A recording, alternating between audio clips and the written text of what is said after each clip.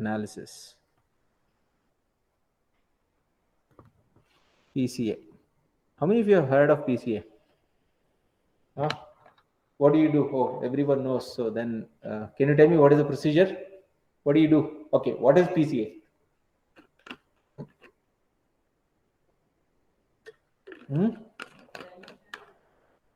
Okay, dimensionality reduction.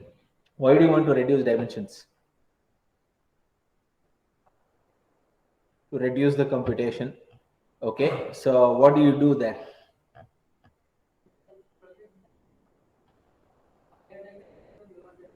Okay.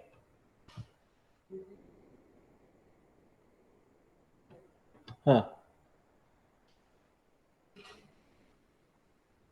Okay, so essentially this is how machine learning works, right? You have a problem and you want to classify, for example, spam versus non-spam.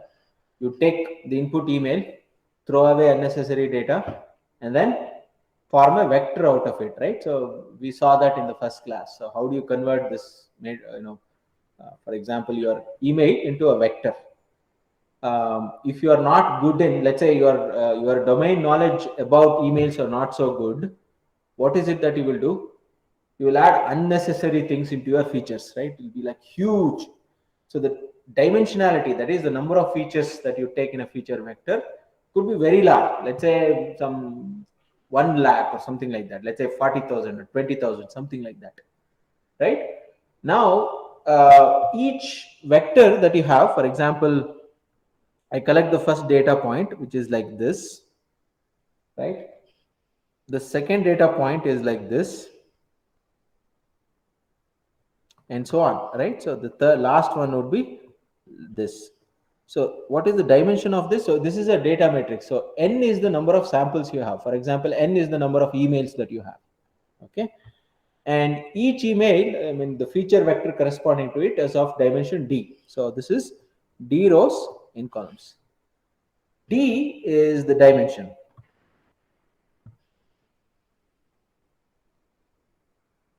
Okay. And D is very large.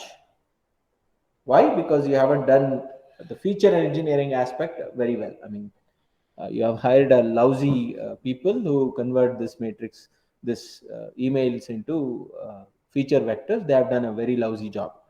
But fortunately, they have added too many things, not reduced, right?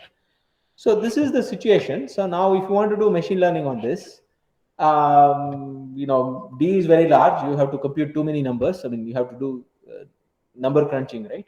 So what do? You have to somehow project it onto a smaller subspace. For example, if T is 30,000 dimensional space, then let's say you bring it down to 5,000 or 4,000, right? So that is like huge. Now, when you bring it down, what is it that you want to do? What is it that you want to do? Huh? Capture the variation in the data, right? So how do you do that? Any idea? Huh?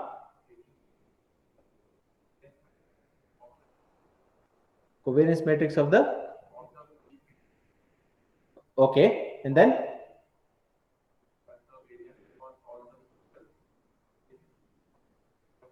first thing is you have to adjust for the mean, right? For example, the data is somewhere there. All the data is like the length is 1 million and above, right? Then what do? You center it, you pull it back to 0, right? That's the first thing that you do. What is the next thing that you do? Assume that to begin with you have already done that, so it's a 0 mean. So what is covariance? Of course, this is not a probability theory class. So what is the covariance of a vector x? You take x transpose. This will give me a matrix. Look at the expected value, right? Assuming that the mean is 0. So this gives me covariance, right? So once you have the covariance matrix, what do?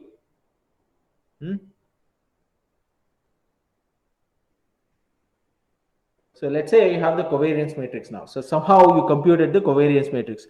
Let me call this covariance matrix as A. Okay, so this is my, or maybe I'll call it a C. C is your covariance matrix. So how do you find this covariance matrix? Using the data, right? So that's what you do. So now once you have the covariance matrix, what do you do? So you want to maximize, right? What do you mean by maximizing? Maximize the spread or variance, right? That's what you wanted to do. So how do you maximize the variance?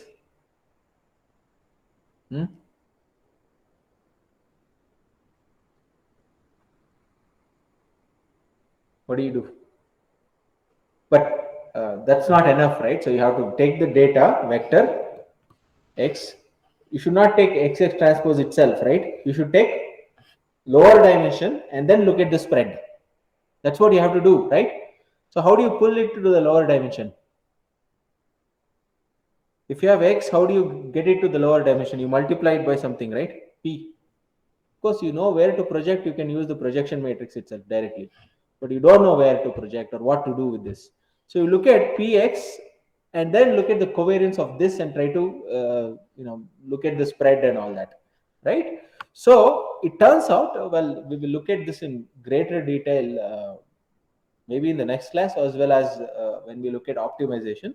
So essentially the idea is you look at the covariance, you look at the SVD of the data, look at the singular values, right? If there are smaller singular values, you zero out and reconstruct the matrix with only those. So for example, you have u, sigma 1, sigma 2 and so on, but I zero out all of them, okay?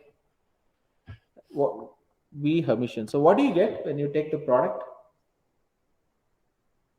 Most of them are zero, right? You don't need to worry about those things.